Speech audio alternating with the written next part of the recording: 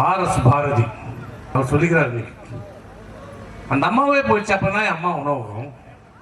RS. Bharathi, உனக்கு தைரியம் இருந்தால், உன் தலைவனுக்கு மு.க. ஸ்டாலினுக்கு தைரியம் இருந்தால் நாளைக்கு அறிக்கை வெளியிட சொல்லு.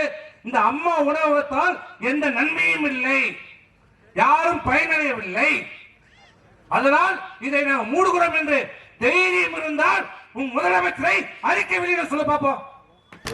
அம்மா உணவகத்தினால் கோடிக்கணக்கான மக்கள், ஏழை எளிய மக்கள் நல்ல தரமான உணவை மலிவான விலையிலே கொடுத்து அந்த மக்களை காப்பாற்றிய தலைவர் புரட்சி தலைவர் அம்மா.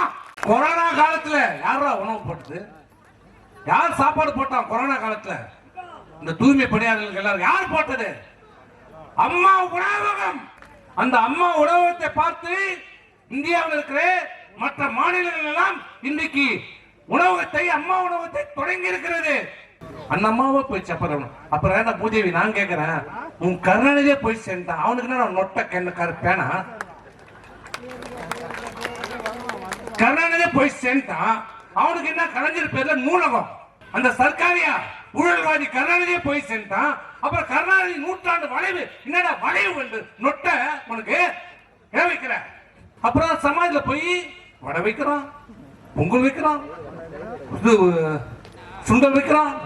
அது இல்லாம இங்க பக்கத்துல ஒருத்தர் வரான், ஆபாவேலு, அவன் போய் பஜனை போறான், ஜெயின் ஜெயின் ஜெயின் பஜனை போறான். கருணாநிதி கேக்குறாரா பஜனை?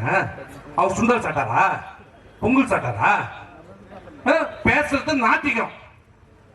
நம்மள ஏண்டா விபூதி வைக்கிற, குங்குமம் வைக்கிற, ராமர் என்ன எந்த இந்திய காலேஜில் படிச்சவன் கேட்டவன் கருணாநிதி சமாஜ்ல போய் சுண்டல் வைக்கிறான்.